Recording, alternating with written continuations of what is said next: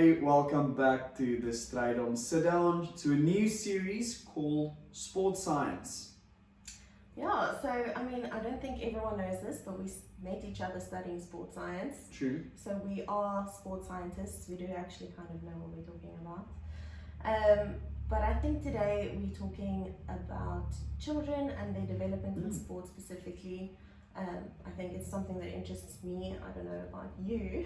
Yeah, I think it's definitely a massive passion for both of us. Yeah. I think the cool thing with topics like these are we both studied sports science together and then split into different honors, different specializations, where I went into high performance and almost a direct angle into the sporting world. And I mean, that is massive in how do we, not just South Africans, but in the world, try and develop children. And then when you went into biokinetics, which is kind of a completely different area where it's rehabilitation more, and but even posture and that stuff, which I think is even your mobility and flexibility and balance and posture and those things is so neglected in general. 100%. So I think that's where our two different fields combine quite well. Yeah.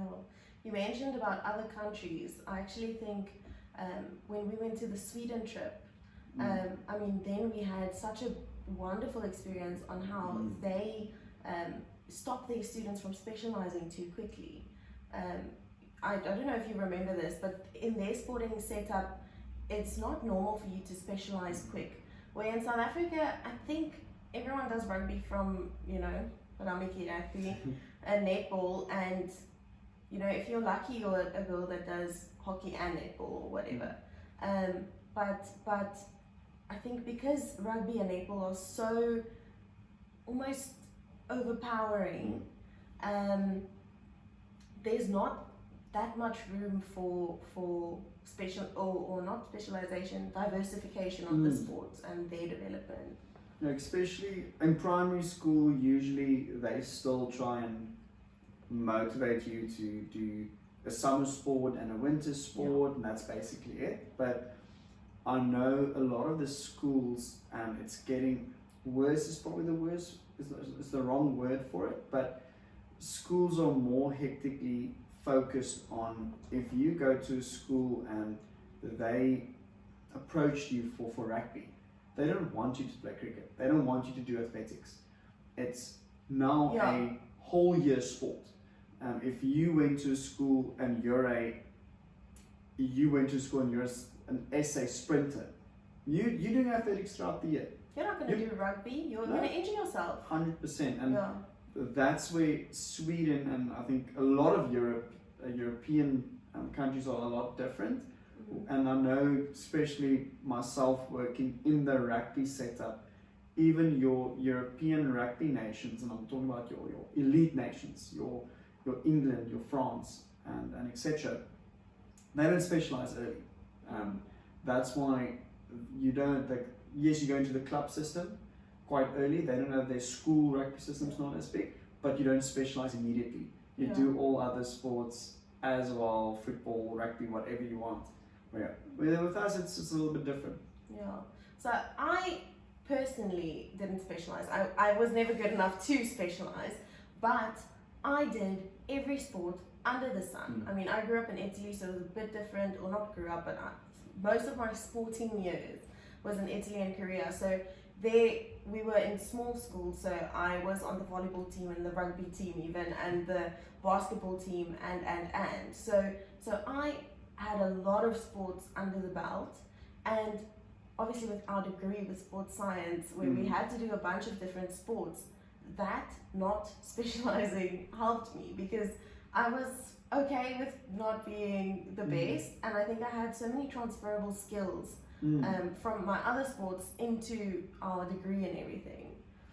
So I think the big question that people ask is, but I think in your scenario, it was definitely an advantage to do all sports. Yeah. But if you have a child, or if you are young 13, 14-year-old, and there's potential. Let's say you are exceptionally exceptionally good in whatever sport Yeah. we are talking about, rugby, cricket, athletics, netball, whatever it is. And there's a realistic chance, You are gonna make it. there's a chance for you to Yeah. make it. Do you specialize and put your effort in it? And would that Yeah. give you an advantage? So I think what we learned in Sweden when we did the whole specialization idea, and I think we also covered it in our degree, is no, specializing in a sport like a rugby or a netball or football, specialization isn't necessarily going to get you further. There's a certain amount of work and effort you need to put in, but to keep it fresh and to keep like your neuroplasticity flowing and things like that, having more skills is better at a young age like that.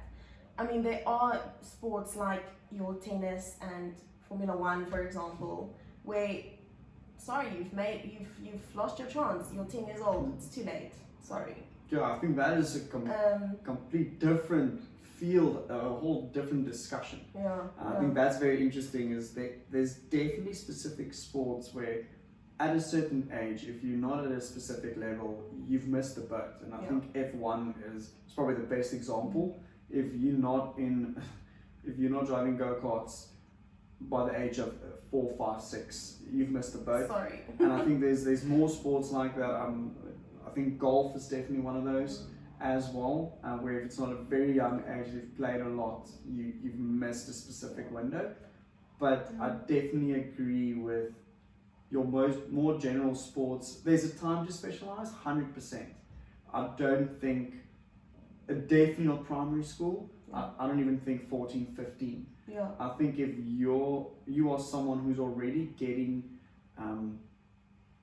offers or getting other unions and provinces and professional teams are already contacting you and approaching you at the age of 16, that's a different scenario. Yeah. Even now, working at a rugby institute, we use things like tennis balls and stuff quite a lot. And it's actually incredible to see how many of these players struggle to catch a tennis ball. Amazing. A tennis ball. Because they've just been working with rugby balls. Which is slightly bigger, and Yeah.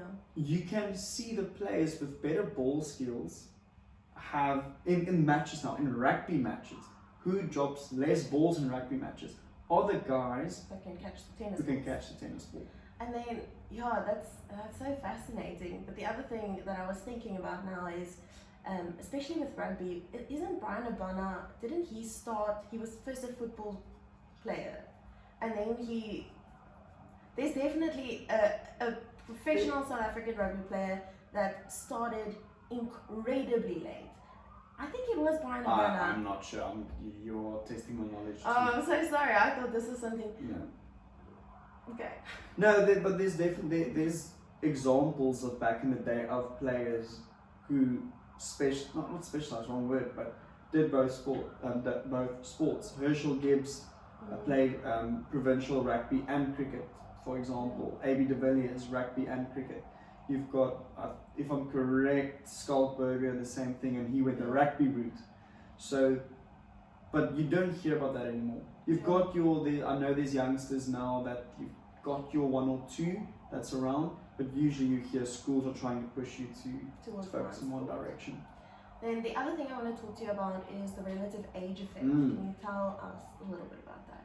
Yes, so weirdly enough, and I think you know this, I actually had a discussion with one of my colleagues this week regarding this theory. So the theory is, if you are born in the first couple of months in the year, in the calendar year, January, February, March, then you have an advantage to the rest of your peers in your age group. And that is because when you are 6, 7, and 8, let's use that age bracket, 3-4 months in your development. Sorry, the siren's going off in the background. It's just hilarious. Sorry. Those 3-4 months in in that age bracket, for your development physically, it's massive. Yeah. When you get older, then it depends what, there's a lot of factors that comes into play, but in that age group, a lot of things change in 3-4 months. So someone who's born in January, who plays any sport against someone who's born in December, like me, it's in November, that's an 11-month difference, and at 5, 6, 7 they've got advantage. So what happens now? Let's say I'm an under 7 rugby coach. I've got a boy who's born in January. He's a little bit bigger than the rest of the boys compared to the guy that's born in November. Physically, I'm going to pick, realistically, the better kid, and that's the kid who's a bit older. So he gets the attention. But then all his friends need to work on their skills to get picked. And that's the other side. So then maybe around puberty, when they finish their puberty, when everyone is sort of on the same level, then that is the other side of the coin. So that is the almost what can I say, the fight against the relative age theory. Fight, you know what I mean? I still think the advantage is there in the relative age theory, because if you are in 7, 8, and 9 years old, and you get better coaching because they think you're better, but it's actually just because you're a little bit bigger, but you still do get that better coaching in someone who's maybe a bit smaller and always a little bit behind. I mean, we actually learned about this in psychology now, not sports psychology, but what's expected of you, you will kind of fulfill that. So if your coaches are telling you how amazing you are, you will actually internalize that and become better and better and better. So I do think that there's some skills that will obviously follow, but I think it's interesting how specialization and the relative age effect can interlink, because if you have your massive 7-year-old boy that's being picked in rugby, but he's doing his tennis and he's doing his football and he's developing those transferable skills, then that is where, when it comes time for his peers to actually also go through puberty and actually catch up physically. Catch up, then he might not realize, I should have actually worked on my skills, because he did work on his skills in other sports without even realizing it.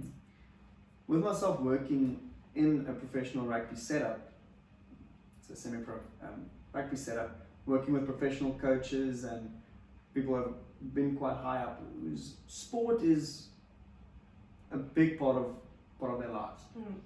That of course, when the topic of kids come up, it's immediately like, yes, you need to plan.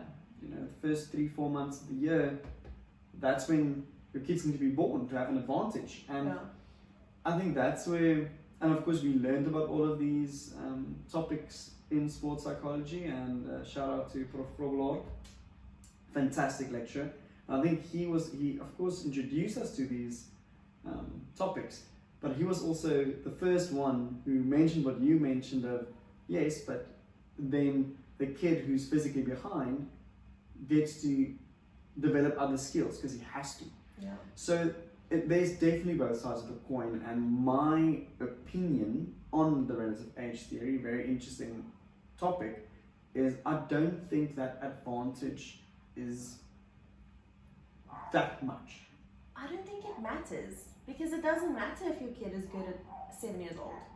It matters when you get to high school. So I don't know, do you think that being good at 7 is actually going to pave your path till matric? I don't think it's a case of you have to, in that sense. I think it's going to be a case-to-case scenario. I think it helps. I think it helps if that impression in schools, unfortunately, is a thing, with coaches and who talks and who says what about players, even when they, maybe not 7 years old, that's a bit young maybe, but if you get to 9, 10, 11, and now you're talking about, okay, but representing your first team at school. Your primary schools still then take that quite seriously. It's very important to the child as well. Like Yes. there's a great amount of pride that goes into, being in first team and. So then suddenly, even still at 11, 12, 13, yes, puberty, some people go through at 11, some go at 13. But if you're born in January compared to born in November, the chances that you're going to be a bit earlier than the rest is probably better if you're born in January. Do I think that plays such a massive role that, oh no, your kid's born in November, its chances are done?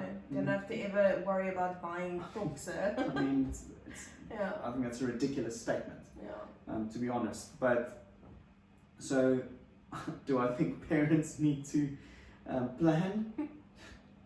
No. Did I say that? Have I said that in the past? Yes, I have. Have I changed my mind as I've gotten older and a little bit wiser? Yes. Let me ask you what changed your mind. Because you definitely did tell me very seriously that we need to try and have a baby that's born in the beginning of the month, the beginning of the year. I think it's a difficult one to answer. I think kind of like priorities changes and also just general your outlook on life and stuff. That makes sense. Yeah. I think maybe in the past, and I'm talking about when I was 20, 21 years old, it's like, I must give my child the best chance to go pro. Yeah. But realistically, is it that important? If it's something they are interested in when they get a bit older, do I want to give them the best opportunities to do so? 100%. Is it going to be important from 9 months before they are born? No. Yeah. No, you never know. We might have a star piano player. And then age really doesn't matter. Yeah. But I think it's a really interesting topic in general, child development, and it's a very sensitive and important topic, I think, to cover. I think that we've covered some general topics today. Yeah. Not really going into depth of things like how much pressure do you put on a child? At what age do you throw them into a gym? When do you stop? Yeah. When do you start having multiple training sessions a day? How that's a whole new, a different world of discussions of what's good for your kid, not just for their sport, but also for their well-being and them being a well-rounded individual. So, one thing you mentioned actually really did pique my interest. When do you put them in a gym? As a biokineticist, let me tell you. That's what I mentioned. Let me tell you. So, children, we don't gym with children with weights. We gym with them with body weight. You can do a surprising amount with body weight. So what we do at that age, we can build muscle at that age. We don't want to overbuild muscle because that can actually affect the growth plates. So we want to work with the mind-muscle connection. So we've actually done, or they've done studies, I haven't, studies on doing training programs with children with body weight, and there's been like an 80% increase in their strength, but not in their muscle mass. So that strength comes from the mind-muscle connection and muscle recruitment and knowing, literally the brain knowing how to do the movements. So that's the one point. The second point is for injury prevention. I think, honestly, at any age, like grade 1 even, if you're playing a contact sport, when does actual contact rugby start? Yeah, I was 7 years old. Is it? Yeah. So the moment you do that, in my opinion, in a perfect ideal world, if your mom is a biokineticist, you need to make sure that the children are actually developed properly, that we don't have like a quad hamstring deficiency or, a hamstring that's overworking, a glute that's not working, things like that, to prevent your, asymmetrical development, which then also leads to injuries. So, yeah. And I think, and this is of course where you are much more clued up than I am, and so I'm throwing in points that might be wrong, but I think that's something that is really been neglected over the years, especially at a young age, is yes, development, but I think that is something that comes naturally with kids playing and stuff like that as well. But I think posture at a young age is neglected, and I think why that is important is over the years you learn bad habits, and that influences mobility. You can correct me if I'm wrong. Yeah. But I think your posture and your mobility goes quite hand in hand, and realistically, if parents want kids that what needs to be good in sport, mobility is so important. Yeah. Yes, you can get away with it a lot when you're younger.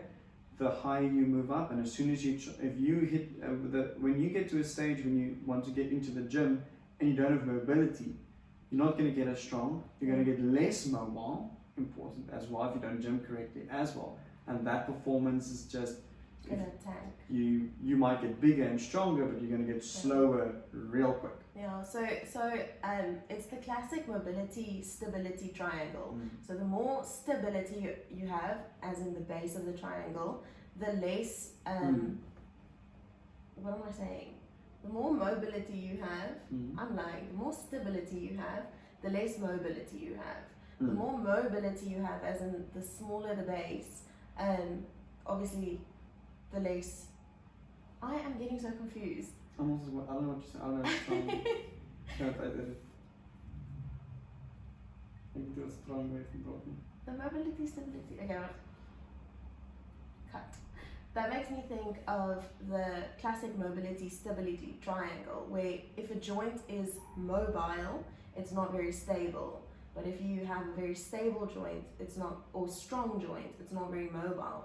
But we want that perfect sweet spot where a joint is strong, but it is also mobile. So your shoulders, like cricket bowlers, you know, with their shoulders, even javelin throwers, that's a little bit more in the elbow, but you need the joint to be fully movable so that it can get into those extreme like pullback ranges.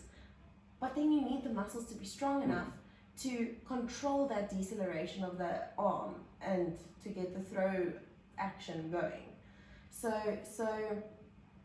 it's incredibly important to look at mobility, stability, strength of the joints. I think a very important thing to say as well is I think there's no recipe to say if I do X, Y, and Z, my kid will be successful in sport. Yeah. That's just not how it works. Unfortunately, talent and genetics and stuff also plays a massive factor. So I think it's important to note that your job as a parent is to motivate and to maybe help them and do what you can, but at the end of the day, it's not on you as a parent to get them to be professionals. Or to even decide that 100%, that's even more important. Yeah, because I think sometimes standing on the sidelines of a school sport game, you can see some horrific things from parents who completely miss that statement, who honestly, they should listen to our podcast. Yeah, I think that's definitely a topic I would like to cover in the future. Not today, because I can talk about that topic forever. For literally an hour very easily, and that's what when I said earlier that today was very much like your theories, what does it mean, do we have to take it seriously, and etc. I think a whole new discussion in how much pressure do you put on a child in sport, because there's also a way to do it where it's good in a sense of teaching them maybe not responsibility, but how to handle a bit of stress and pressure, but they're also kids and it's sport. So there's a very fine line, and I think most people are way overboard on the other side of it. So I think that's a discussion for a whole different day.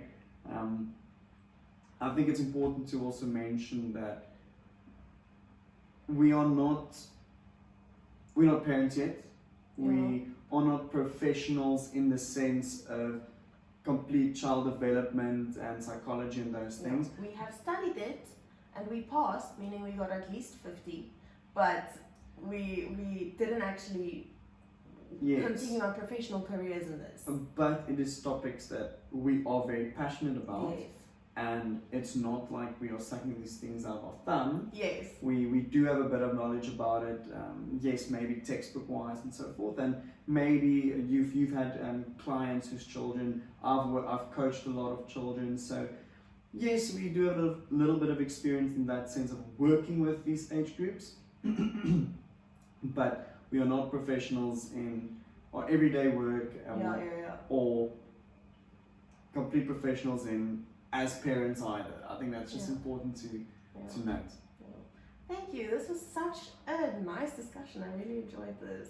Yeah, I think it's interesting to see how our different areas completely overlap still. Yeah. And we just I thought we're gonna have a bit more of a reach going. Or a bit more like different opinions. I think I was surprised of how much we actually agreed on things. I think that it's not always going to be the case. I mean, isn't this what marriage is? Agreeing on everything. Marriage is easy. I think so. Thank you for listening to us talking about sports science. Stick around for more episodes on the Stryd om Sit Down.